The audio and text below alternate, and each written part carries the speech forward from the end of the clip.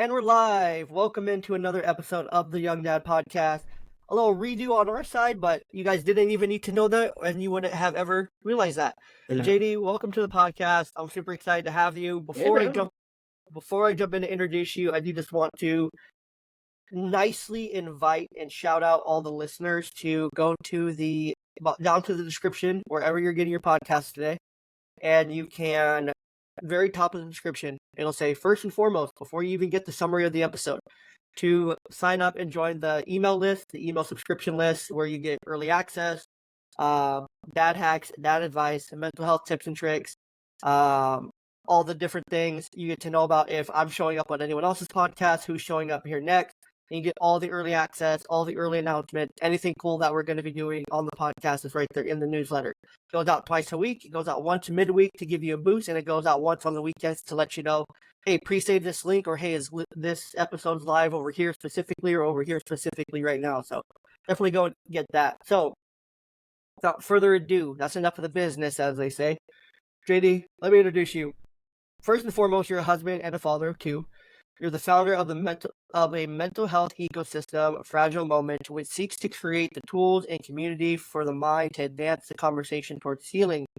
You're also the charismatic host of the podcast What's Your Story and Dad's Cry Too, two storytelling podcasts that connect people who are struggling with their mental illness with strangers who share their lived experiences, which, if anyone's listened to the Young Dad podcast for any duration of time, you know we are storytellers. We love telling a good story. We love talking about ourselves, about other people, and getting into the nitty-gritty of all of it. So with that minor introduction, JD, tell us about your ecosystem, your podcast, and yourself. And myself.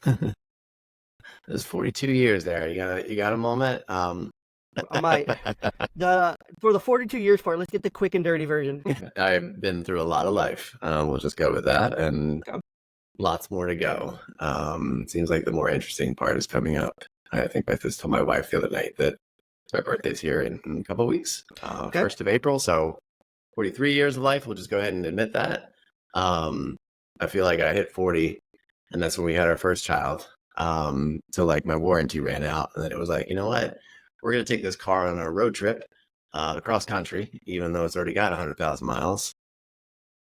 And so that's what it feels like at this point, that it's like, okay, everything's just kind of like in a spiral. You get to learn new tricks and learn new things about yourself that you didn't know you needed to know. And you didn't know that you wanted to know. But that's kind of the fun of everything. So true. And it's not one of those cross-country road trips that's like straight across, right? It's like you're going down and then you up basically and then started down. in the Grand Canyon. Even though we live here in North Carolina, somehow we ended up, starting at the roughest parts of the road. I like it. It's basically in a good way. It was just, most people don't necessarily start that journey this late in life, but yeah, it's just kind of where life ends ends up, and you just, I'm the kind of person that looks at it and goes, well, this is where we're at. And this is what makes sense versus trying to make it fit and make sense to what, you're being asked to, that you have to have this done by 30 and this done by 40. And we just didn't.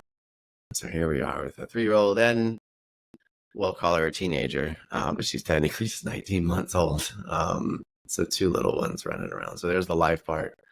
The professional part is pretty new too, actually. It's a career that spun off of being teachers, both wife and I, for about 10 years, middle school teachers. And we realized there was more to the world, I guess, that we just didn't see ourselves standing in front of a classroom anymore. It just was kind of losing its luster and the fun of it that we got into, and we didn't want that to be the memory that we had. That, teaching was no longer fun, and teaching was no longer a beautiful thing to do, that it just became frustrating. So we both chose different paths. Did you guys meet while working together? Or? We did. Nice. Did. That's a fun story too. Life is full of fun. Nice. I've just told all my life. My parents, I'd run along with large stories about whatever it was in the day or whatever my imagination swirled up. And I can tell you, my dad used to always look at me and be like, JD, is there a point to this story? And not that he didn't want to hear it, but I would go on forever I get Um, that. I was the same way growing up. I yeah, would always everything would just end up being a story. yeah, Everything that would just end up being a story. I was always creating things. I was always making yeah, storylines. Like I love playing. Like I still do. I think that's why I love playing it because I like to play like franchise mode or like create a player mode on like Madden or video game, 2K or sure. MLB The Show and like I'll craft like the storyline in Yeah, my head of my team. Like I'm just playing a video game, but in my head, I'm like creating a whole storyline. Like, yeah, oh man, I got to get this player because if he stays here, oh, I got to trade this guy because I want him to have a good career and I'm ruining his career. So who am I going to bring up next? And I'm just always creating like these storylines in my head. I've done it since I was little. yeah, Uh, and I can recall stories too. Like I think that's why I love baseball because baseball is like every game's a story.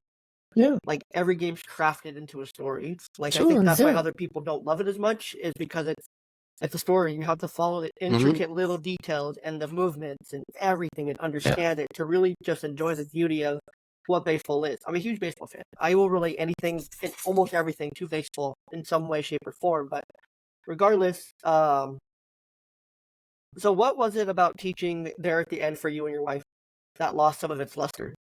um, it became bureaucratic.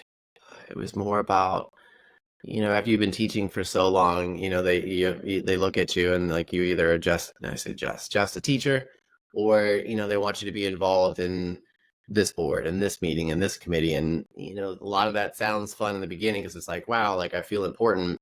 But what they don't tell you, or what they at least hide from you, maybe, is that takes away a lot from somebody who got into teaching to truly be there for that part of that kid's journey. And that was starting to run away, at least for me. I can't speak for my wife entirely, but um it was starting to run away from me. I could feel it in every day, and I could feel it, the shift in the parents, and the types of students that were coming into our school. We were Montessori teachers, and Montessori is very much life-based first, and Mhm. academics come kind of naturally falling in. And that's a different philosophy from the rest of the educational world. Oh yeah. It's been around for hundreds of years, or 100 years plus.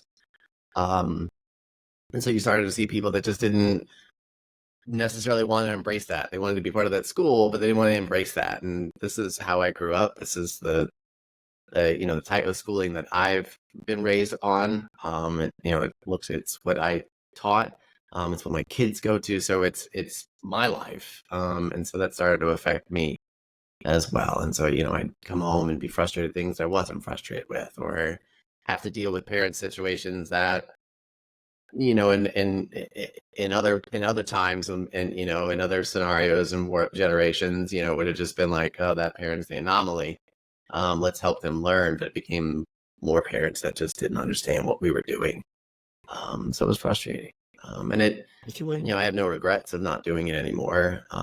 But the pieces that I look back on that I enjoy teaching were not necessarily standing up in front of a classroom giving a history lesson or an algebra lesson.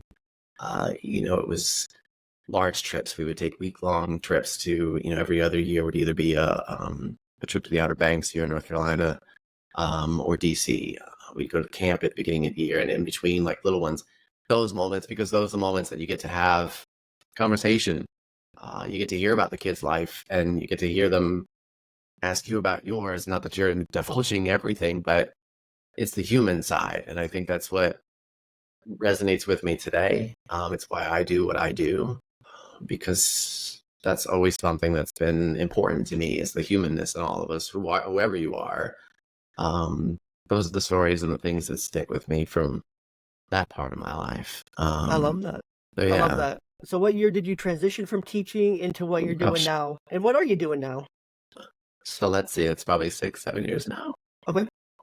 I don't like math. I respect math. I don't really like math. But it's a family thing altogether. Yeah, I feel So yeah, that. it's been about, I guess, 6 or 7 years. And just kind of, you can recognize that you don't want to do something. That doesn't necessarily mean that you know exactly what you want to do next. And that's hard, that stops a lot of people from getting out of bad relationships or bad jobs or whatever the case may be, because it's like, well, I don't know what I'm going to do next, so let me just stay here. But getting out of the toxic situation is the first and foremost. So I kind of like looked around and looked at what I was good at. My wife knew exactly why she was leaving. It was because she wanted to become an oncology nurse, and that's exactly what she does. So she kind of had a different moment with it, but me trying to find out something different, knowing that I've worked in all sorts of jobs where somebody else was my boss. So I was like, let's see what this looks like for me. And I still don't know what that looks like for me. That's fun, in my opinion, because it's like, okay, how do you do this? So I was a personal trainer. I'm still certified to do that. Still a holistic health coach. I'm still certified to do that, but I've slowly kind of narrowed it down and whittled away or carved it out, whatever you want to call it, to the fact that who I am is that I enjoy the stories. I enjoy connecting people. I enjoy the community aspect of it. How does that all fit? And so here today we find ourselves as somebody who's building their own company, their own ecosystem, as I call it. Ecosystem is just a safe bubble that's growing on its own. In this case, a mental health bubble. As it's always been at the forefront of my mind. It's something we've always talked about as a family. And so Fragile Moments was born out of that idea that I don't want to be the solution. I don't need to be the solution for something. I want to be the sounding board, the helpful shoulder to lean on, the person that you can kind of take a first step towards what the next big step is going to be. Because, I love phrases. I love cliche phrases, but we forget that they have a next step involved. So I hope to be the next step when it comes to saying, you're not alone. Or misery loves company. Fragile moments is that a way to kind of gather and be and all work together versus just sitting here going, well, this mental health thing is getting out of hand. You should go talk to a therapist. That's a big thing to say. What do you do with that? So that's what Fragile Moment at its core is a community. People trying to do just that. I love that. And I think it's so important for podcasts like yours and like mine and like so many others out there that are just trying to be that next step for so many people. Because like I'm a mental health professional, but I work within my job. Like I'm not gonna go and give mental health help to everybody and everybody. Sure. Because that's not what I'm doing right now. I'm doing it within my job, within my legal limits, within my ethical limits, and everything. So, oh my gosh, my dog just knocked over something. But we'll get to that. Oh, I love my dogs. I love my dogs so much. But it's so important to have that to create those communities because there should be so many more than there are, right? And there's so many for. I don't want to say this the wrong way, but it's the truth of the matter is that there's a lot more out there of those kind of groups and communities and ecosystems for women versus men, unfortunately. And there's a big need, especially for dads, especially for even, divorced dads, single dads, stay-at-home dads. Yeah. There's a lot of loneliness that comes into that field because, I mean, if you're single, then you have nobody else really. Like you see your kid part of the time. Maybe it's on weekends. Maybe it's a day of a week in the weekend. Maybe it's every other week. Maybe it's 3 days a week. Who knows what it is? It varies between a couple days to a whole week to maybe more if you're lucky. And so then it can be really lonely that other time you don't have your kids. Or if you're divorced, you go through that whole divorce process of having someone. And with the divorce comes this intense anger, comes comes a lot of hatred towards the other person, comes a lot of feelings and emotions towards the other person that are negative, that are harmful, and can be damaging to yourself as a person.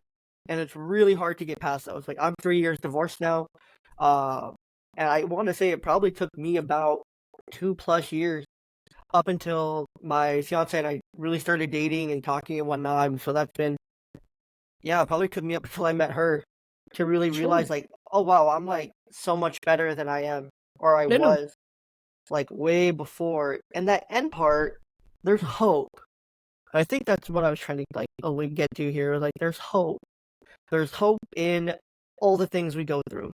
yes, Sure. you might struggle with your mental health, but it's not going to, or it can if you let it, but if you don't let it and you work as hard as you can at it and you Sure. work hard with it and you do your part in it, it's not going to keep you in bed forever. It's not going to hold you back from life forever. Like, it doesn't have to.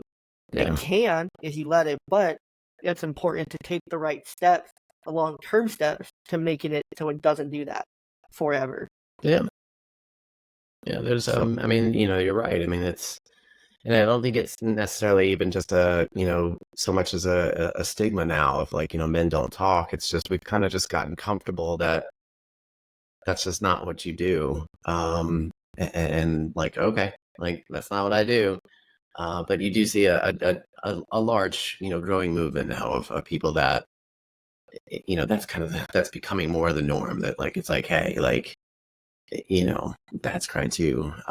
It's that, and it's not so much that, you have to go like far the other direction where it's like, hold on, you're an emotional mess now.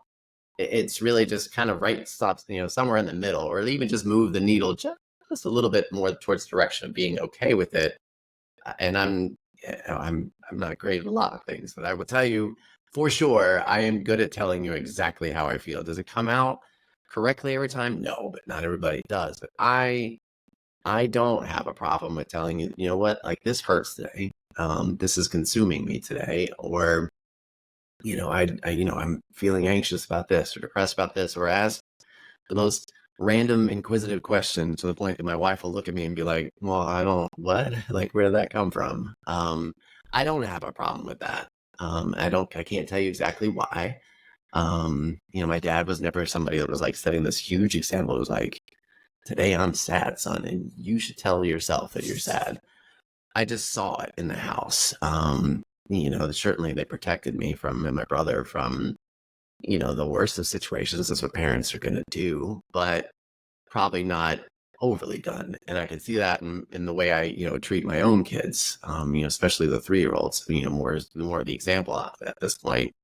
We talk about that with him. Like, sometimes you get it confused that, I tell you that, sometimes he feels sad because he needs to poop. And I'm like, I don't think that's correct. But we're there. You at least had an emotion. Or even just as simple, like, he's upset or crying, or, and we do the same thing with a 19-month-old, just doesn't understand on the same level yet, but it's okay, man. Like, you can cry, like you can be tired, you can be those things. And I think that's where we have to get to, where we have these conversations with toddlers. You see that all the time. It doesn't stop there though. It's just, how do you keep that moving forward, and how do you make that clear that, hey man, like you can wake up today and feel like life sucks, and you could tell somebody that's okay, or just tell your journal, I don't care. That's what I hope to kind of move the needle towards with what I do, is that, again, I'm not trying to change the world when it comes to that, but just be another voice and help somebody else find their voice. That, yeah, you know what, man, like thanks for telling me that, like you feel sad and like you hate it, like you woke up and like this aches all of a sudden, like, and that bothers you, not just physically but mentally. Like, thanks, like I've been feeling like that for like months, like, and I didn't know what to, that, like, that's all I want from everything. From anything that I do. It's just like one more light bulb just go off, and maybe that light bulb is the person that creates a bigger company. Great. um I've certainly learned over my time, I say that like I'm like 80, but that I don't need. My ego doesn't need that. My 20-year-old ego needed that, but I hit a wall somewhere in like mid 30s and 30, like late 30s, that I was like, no, like that's not important. That's gonna get you in trouble. That becomes negative attention after a while. Like, let's just do something that you're proud of, and then it just snowballs from there when you have kids. And it's like, no, like one day you're gonna ask me those questions, and I want to be able to say like, look, this is what your dad does. And they look at me in the same vein that they look at me now, that I'm the most important person in the world. So at least in some way. So that's where my head lies with everything that I do. And it's taken a lot to get to that point. I'll certainly tell everybody that, any vision that you have that you're gonna, do this overnight is not there. Like, don't let anybody convince you of that. Like, it takes work, and that's okay. You're gonna rethink it, you're gonna reform it, and eventually become something that you're beyond beautiful, beyond something you're proud of. So yeah. 100%. No, I love that because it's so true. Um, just to try to get that relation, Yeah. to relate, and it's so important for everyone to be able to just get it out in some way, shape, or Yeah. form. And it's okay. Like I've had to take like days off from the podcast, like where I'll have a podcast recorded or planned for an evening.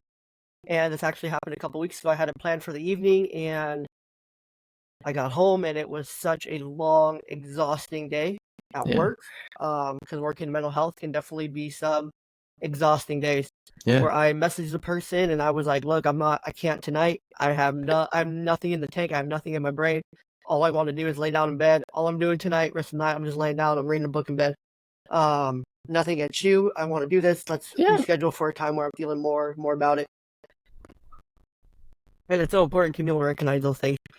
Just And people in want to hear you say that, though. I think that's, it's another good thing to point out, and like, especially in a business world, that being able to just say that people don't want to just be like, hey, I need to cancel our appointment. That doesn't mean you have to say everything either, but like that phrase right there, you probably just released somebody else and somewhere down the line, maybe not that person, but they were like, oh, you just flat out just told me you're just not feeling it right now. Like I have had several guests that turn to me, and one guest did it like multiple times, and every time I wasn't like, they were beating themselves up, of course, because they felt bad. But I mean, I looked at it, I was like, well, great, like that's beautiful. It's exactly why I'm doing this, because it's hard to tell your story, and it's hard to be human sometimes. You're just you're just showing me that right before we talk at all. So being able to say like, hey, that's fine.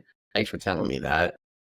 Probably release them too, and being able to go, okay, well, next time the tables are turned, I have to do that. Now I can say that versus, one of those fun phrases like "suck it up," or Mhm. "man up," or just you gotta just fake it till you make all those beautiful things like that you hear all the time. It's like, listen, like that's not going to be sustainable after a while. Like you do have to pay attention to yourself. Yeah, 100%. And everyone deserves to be able to have that feeling of that awareness and to be able to Sure. recognize it and express it. Because if you can express it, a lot of times what happens for at least men in general is that if we hold on to it, then it develops into something else. It becomes Yeah. unmet needs. It becomes unmet needs is the best way to put it. And then Mhm. that turns Yeah. into anger. And then that manifests in a very negative way, can come off in a very hurtful way. Yeah. And it may come off toward people you don't want it to. But it just Exactly. kind of happens like that. We hurt those we're closest to the most sometimes. Mhm. So it can negatively come out to your kids. It can negatively come out to your partner. It can negatively come out at work to the Yeah. wrong person. And then you're sitting in the office with HR, and uh, it can come out in so many different ways, so Sure. many Absolutely. negative ways that it can come out, and it's not fun for anyone. It's not fun for you because then you end up looking like an ass, and you end up Yeah. looking like you just messed up. You feel bad, Yeah. especially if you hurt your kids, if you hurt your partner.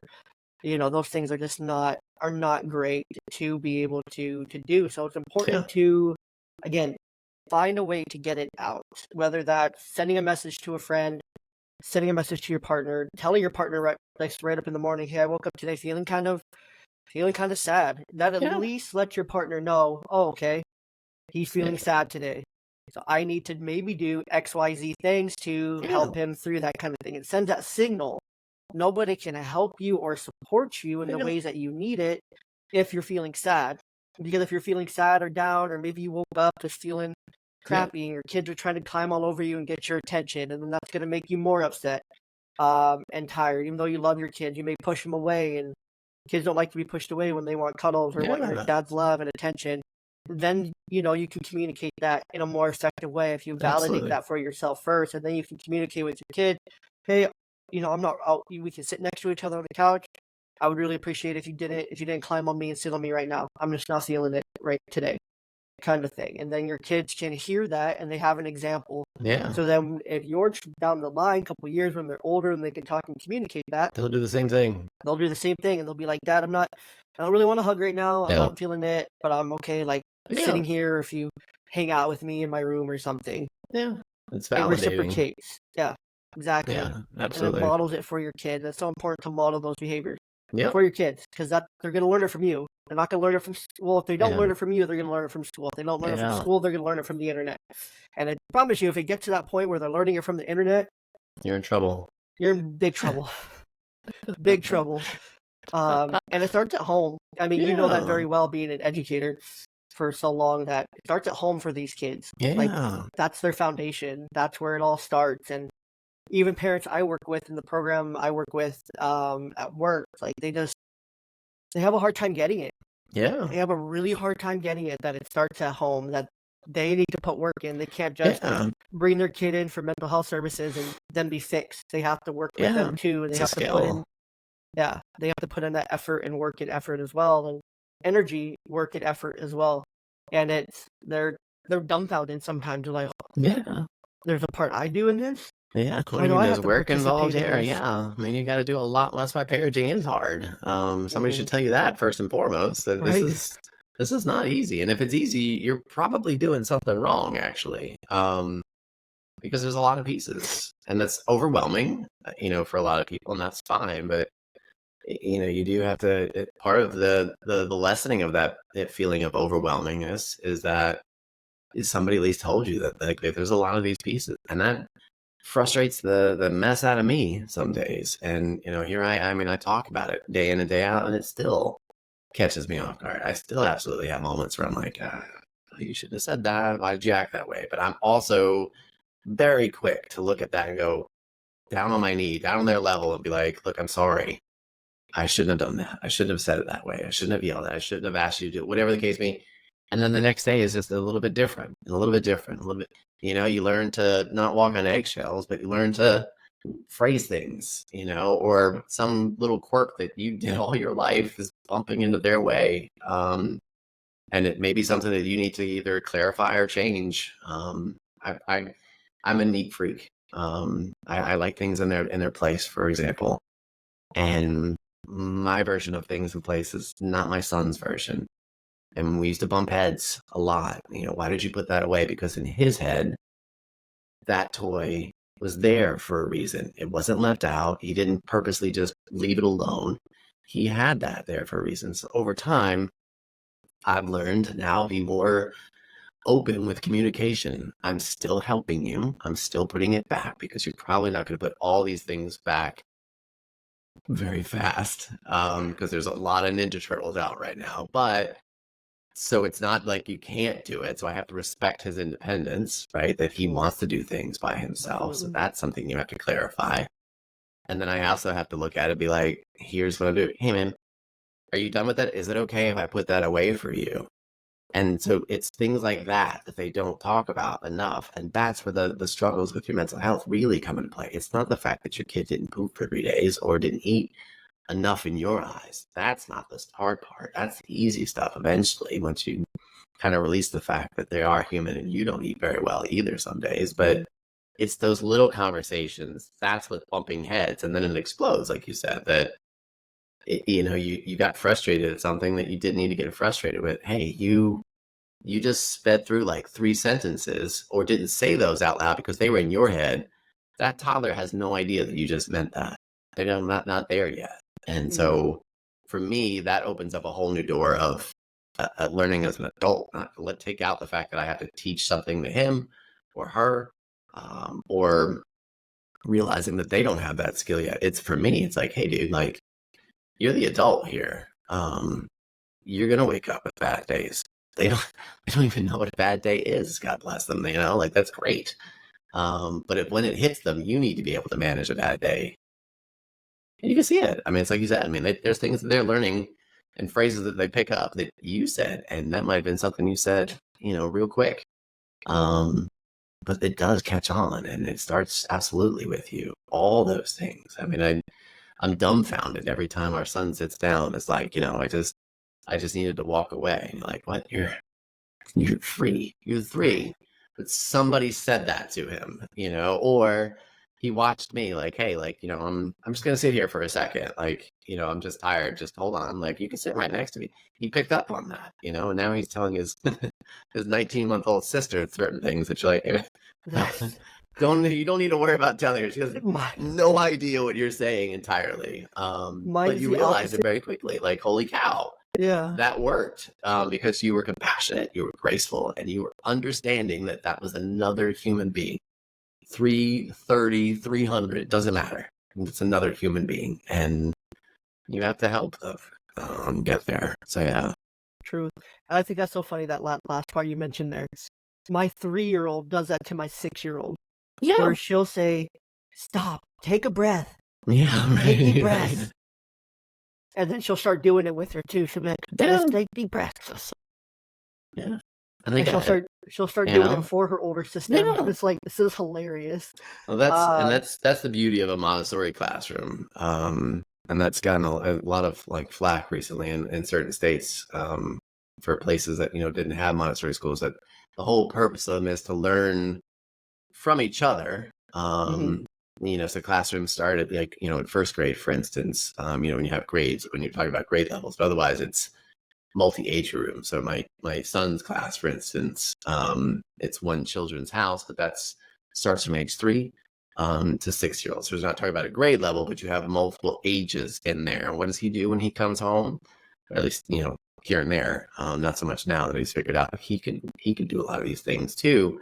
But he'll come home and talk about the things that the older kids are doing, 5-year-olds, and you're like, well, hold on, like, you don't really know what that means. And they don't know what that means either. They switch who's their best friend every day. But, that's who he's picking up on. That travels to the rest of their grade, their schooling. That's first through third graders together, fourth through sixth, and then middle school is seventh and eighth. But that's the reason right there, is that the younger child can look at the older one and go, wow, that's interesting. Like, the teacher did that too, but I don't really care. The teacher did. That cool eighth grader just did that. Mhm. And then vice versa. You might have an eighth grader or a sixth grader or whatever that looks at the younger kids and go, oh, I never thought of doing that way or thinking that way. And so that's like a microcosm of the world. We just don't really pay attention to that because we're adults. Hate that. Yeah, it was like Texas, that they were putting in some Montessori schools. The group or the schooling system, or not schooling, so what am I talking about? The school program that my kids go to. They were putting schools in Texas somewhere. I don't quote me like where. People didn't want that to happen because there were multiple ages in one, or multiple grade levels in one classroom. And like after a year, so eventually, they just think there's nothing really could do. Like, this is just what it is. The parents, and I guess were upset, but it took a year. After a year, all of a sudden you have kids that are performing both, mentally and academically far better than they ever had been. And it's like, well, no kidding. You learn from people. You learn from other people outside of your bubble, whether that's an age group or gender or ethnicity, or that's how it's fascinating to watch. 100%. I think that's a great, way to talk about perspective, honestly.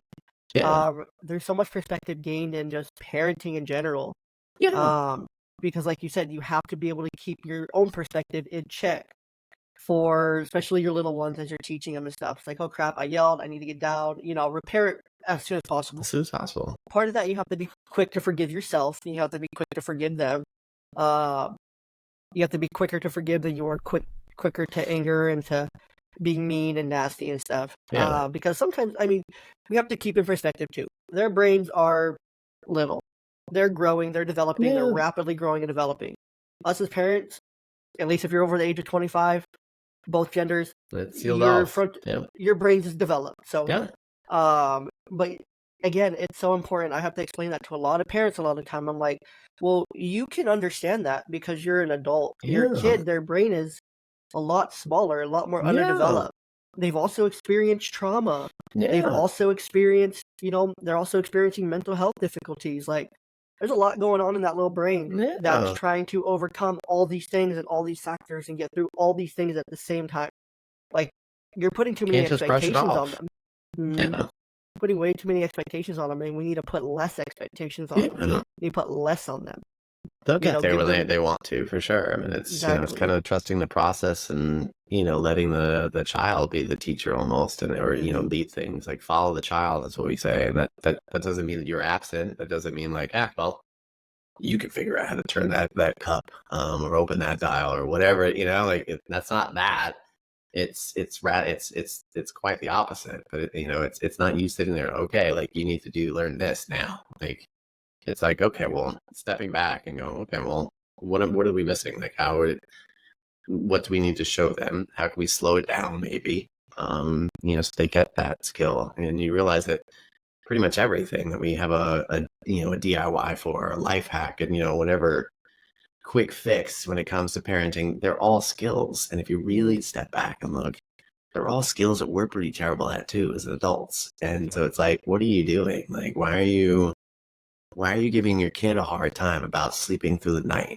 Or why are you giving them a hard time that they don't want to eat their vegetables, they just want the pizza, the cake.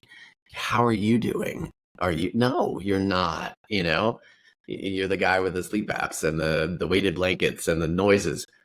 There you go. So it's like when you pull all that back for a second, you're like, hey, hold on. Like, there might be something that's like we have to resolve here that's bigger than just a simple thing, but it may not be. It might just be it takes you an hour to fall asleep. It takes me an hour to fall asleep. I love things like that. I love watching that. And like, try this at home, and like your kid will no longer, they'll listen to you more. They may not. They may for that moment, but then what happens when that runs out, that little trick? Right. You're still back to square one. It's still a skill that you have to help them learn. Everything that they're doing right now is that. So once you boil it down, and I don't want to make it sound simple, because it's not. It does help you relieve some of the pressure on them, and like you said, and then relieves the pressure on you, and be able to just like chill out, like just. And I'm not perfect. I mean, but that's what my brain does in situations where it's like this. Okay, we've gone too far. This has been going on for a week that I'm frustrated with. What am I doing wrong? And so doing that is what I enjoy doing. And it's only serving me in a good realm at the moment for my kids and being a parent and being an adult, just in the world. Definitely. And again, I think that's so important what you mentioned there. Like, take that step back and look at yourself. Look at yourself in the mirror, because if your kid's struggling with it, You are. Yeah, you are. Yeah, the apple doesn't fall that far from the tree. You're only going to give them a complex, and then you have a worse problem, or it's like, you can't sit there and be like, drink your water. Like, okay, I'm like, I don't know, what is this? I don't know what it is. Like, yeah, because if they only see you drinking like a coffee cup, yeah, this tastes great. But like you get that, you understand the benefit of that. You can teach them and help them understand, have that conversation. But you're not going to get them. You're not going to shove food down their throat. You're not going to close their eyes for them. Like you're not going to be able to stick your hands in their ear and help them. None of those things. Like you're doing something too fast, or without enough direction or clarity. When my son became less of the absorbent mind and more of the conscious mind, began asking like why. I like. That's when it hit me. That's when I realized like all these things that I'm talking about the most, because everybody is like, oh, it's just so annoying. You've asked that like 8 million times. You know why he's asking that 8 million times? For starters, he doesn't know about growth. But secondly, you ran through that conversation. You just were like, well, this guy's blue because like, just is, and so of course he's going to be like, well, why? And so what I ended up like, like I'm smiling every time he's doing that in the backseat after a while when he began. He doesn't do it as much now, but I've gotten to the point now I can predict when he asks somebody why, and they regurgitate an answer, I could look across the table and my wife be like, he's going to ask you again. And sure enough, he does. And the reason is you didn't explain it well. You explained it too lengthy. And so for somebody like me that loves to talk and does that for a living, what it's helped me go, and I can do it now. Like I can give an explanation, go, shit, he's going to ask me again. And sure enough, he does. And if he saw me, he would look at my face and go, yep, you did that one wrong, Dad. Because I recognize, I'm like, all right, hold on. That was 10 words. Let me do it in 5. And then done. He won't ask me why. He got that concept. And so that's another simple version of everything, but it's true. It's everything. Like, you're an adult And you can't just be like, well, you should know this by now. No. Whether they're 3, 13, 30, 300, everybody, there's something that you could do better to help them understand it. You can't just be like, well, they're 30, they should know better. Probably not. You don't know what was their story. That's why I love doing what I do, because you share these stories with people, and then it just hopefully clicks in somebody else that hears it and go, well, damn, I've had the same thing or, version of that for 10 years. I never thought about it that way. That's what you're doing as a parent every day, and it never stops, or should never stop. But that's what my end goal. If somebody asked me my end goal for all this work, as a creator, both as a founder and a podcaster, it's just helping people go like, oh shit, like I that's my problem too. And here I am just dwelling in it or blaming somebody else, and it's me, or I was never explained that like that. Like, thank you for explaining it in a more simplistic and sustainable way versus just trying to put a Band-Aid on everything, So yeah. 100%. I think that's so important. That's also important too. For me, it's a lot of similar things. Like, I want people just to have the conversation, feel like they're a part of, like, the conversation. Like, when people listen back to this conversation, I want them to feel, and I think they'll feel like they're just in the room with us, talking to us, hanging out with us. Yeah. I get that a lot, where I get messages, and people say, wow, it felt like I was just in the room talking to, like, my brothers, or chilling out with my best friends, and we were just cracking open a beer, and we were just talking, having a great conversation. Like, that's the goal. Obviously, make it a more parent version. Make sure you have your juice box, your snack, because that's what, if it's in the fridge, I'm going to drink it. Sorry, kids, I'll buy you more. But it's so important, for me, it's to reach, one person every episode. I don't care about the download numbers. They're arbitrary. People fake their download numbers all day long. I'll never disclose my download numbers on Threads or Instagram or X or Truth or YouTube. Or you can see my YouTube views. If you want to go look at my YouTube views on video, go ahead.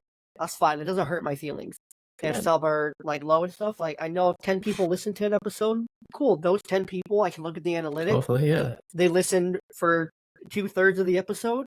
Maybe they had to go and do something else, or maybe they got exactly what they needed from it. At that point, and they were like, I'm fulfilled enough in this episode. It's all about just reaching one person. So I know if at least one person listens and they get something from each and every episode, no matter if it's the same person or different people, my podcast is a wild success. I'm absolutely successful. I've been doing this. This will be episode plus 100 plus at this point that I've downloaded, recorded, and posted, and it's been a grind. It's been fun, but it's been just such a journey. Like, I've talked to so many cool people, and I've learned so much from so many people, like about like health and wellness and fitness and parenting and life, and heard so many different life stories. And honestly, we're different, but we're not that different. We're not that different. Like, parents, especially, like, we all just want to raise good, productive members of society at the end of the day. We want them to be kind. We want them to be loving. We want them to be well-rounded. We want them to be accepting, tolerant, kind, loving, cheerful, brave. We want them to be all these things. We all want those same core values for our children. We're just all going about it a little bit differently. And that's okay, because our end goal is the same. All of our end goals are the exact same, and we're going to get there.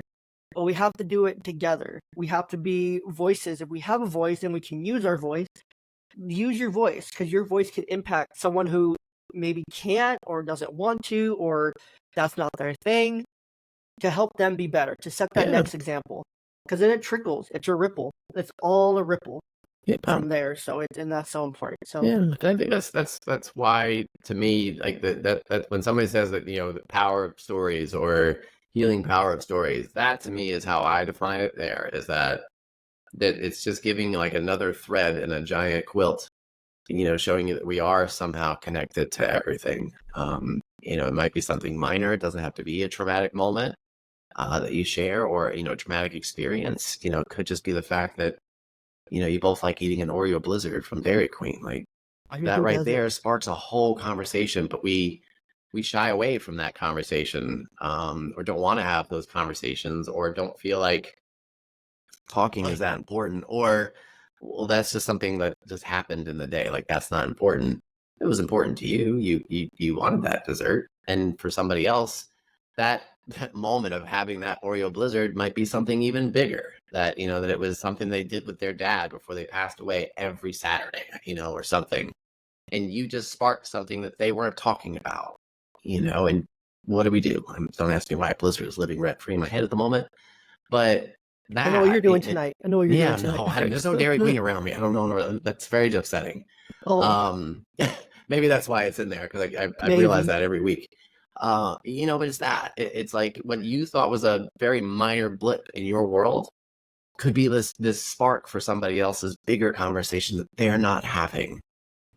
Or if they're having it, they're not being completely authentic about it. And that's, I think, another misconception we get with stories is that have to divulge everything from A to Z. And you don't. You don't for everybody else. You just have to share what you're comfortable with, and that grows over time as you share your story. But you have to at least know that as you're saying those words, in the back of your mind, you know that every bit of that was real, every bit of that was honest, every bit of that was what actually happened versus, just, well, this is what you want to hear, I guess. And then going home, be like, well, it's a good thing I didn't tell them about that. You shouldn't have to say that. You should just feel comfortable with whatever come out. And you can't force that. I hate hearing conversations about, stories. And it's like, the interviewer is prying them, or even just a conversation in public. You overhear something and you're like, they may not want to answer that. Like, I don't know anything about the situation, but it sounds like their dad just died like last week. They may not want to talk about that part of it yet, So it's like you can't, and that's what I always like to stress with guests on any of my shows that this is truly just a conversation. It's just whatever you feel, and that blows people's minds for sure. Like I've had people that words their profession, and they're like, "Well, wait a minute, you just want me to talk?" Yeah, yeah, and see where it goes, because that's what Mhm. you do if we bumped into each other, like you said, at a coffee shop. Yeah, I wouldn't pry. And if I pried, you tell me, right? Same thing. So yeah. No, 100%, and that's so important to have that respect and to just let it go. Let the Yeah. conversation go where it goes. I mean, that's what I do. People are very caught off guard. They're like, any Yeah. questions I should prepare for? Anything like I should No. know? Any questions that I No. can like pre-prepare for? I'm like, I have none. Yeah. Um, obviously I have a few questions on my questionnaire just to kind of get to know the other Yeah. person and to get to know a little bit about them, kind of their viewpoints and their takes Yeah. on certain items and things like that, which can help guide the conversation, but that's not going to be the end all That's be it, all. right? We're not going to go A, B, C. We're going Yeah. to go A to D to F to Q to Yeah. B back to Z. We're going to jump all around. It's going to And be, that doesn't mean you don't know what you're doing. It just means that you're kind of just aware that this could go in a couple different directions. Certainly, the different type of a person you're talking to, whether again like that's in public or for something like this, you got to have, you need to know what you need to pay attention, right? You don't want to come off and be like, oh, I don't know what you just said. Can we switch topics? You wouldn't say that, right? You at least have to kind of be, and that comes with listening, right? But you can't just try and steer a conversation with another human being the way you want it to. mhm, Because again, they especially in the case at least of this kind of concept of sharing stories, you don't know what their story is. They have one. You may know the outline of it, but you're not going to be prepared necessarily for what they are going to share or aren't going to share. Or at least not prepared in the sense that like, okay, well, if they say this, I'm going to ask them this. You can't, not with that kind of thing. It's certainly if you're asking somebody about something specific, political or sports or whatever, you might have a little direction where they're yeah, going. But if you're definitely. really truly looking for someone to just open and connect, you can't. You can't look at it and be like, okay, well, I'm definitely want to ask them about the spot on their nose. How do they get that? No, they may not want to talk about that, and that's Right? not fair for you to poke and prod. That's how relationships get broken. That's how people, don't want to talk to each other anymore because you said something that they weren't comfortable sharing. A, maybe with you, or B, just not yet. So just being able to talk is a beautiful thing, right? Very true. Very true. Well, this has been super great. I gotta start getting my kids up, so I'm gonna give just a quick shout out to To, my sponsor of today's podcast. The June app, Joon, drive positive behavior change with June. If your child is struggling with behavior, habits, or routines while at school or at home, well, June might be worth a look. This new revolutionary app combines a video game that kids love with important tasks and habits that you want them to practice daily. If your kid is struggling with their habits in the morning routine, brushing their teeth, getting dressed, laying out their clothes, all the little parts of their routine that they are just struggling with. June, perfect. Give them tasks, make them earn it. If they like to take care of pets and explore worlds and play games within the app, perfect app for them. If they're struggling with school routines, after school routines, summer routines, great way to keep those habits going is with the June app. So you can give the app a try for free and use my code YNGDAD to earn 25% off your subscription. But of course, you can also try it for free. See why over 500,000 families and over 1,000 therapists, myself and both those numbers included, are recommending June. And visit JOONAPP.io/YOUNGDAD to learn more. And of course, you can find those links, that code, and everything down in the description of the episode as well. And then also, if you are fancy and you want to just go to any of our social media profiles, end of our description, you can find all the deals, specials, promos, and partners of the podcast via our link tree, which is in our bio. So link in bio for all other things. So JD, it's been an absolute pleasure to have you on. Man. To get through a whole recording without technical issues was fantastic. It's a beautiful thing. It is beautiful when it works and it lines up. So tell the people where they can find more of you, where they can download your podcast and all that fun stuff. Makes it very easy. You can just head to just my Instagram profile. I try and keep a minimum profile on everything so that I'm not overwhelmed with where to send people and where I post things. So I am at the Montessori Dad on Instagram, and you will find links to everything I do in that bio, from both Fragile Moments to Not Today Media, which is the host of all three of my podcasts here. I love that. Simple, and you can also find that down in the description of the pod and the show as well. We'll have that link for you. So JD, thank you so much for your time. It's been a pleasure.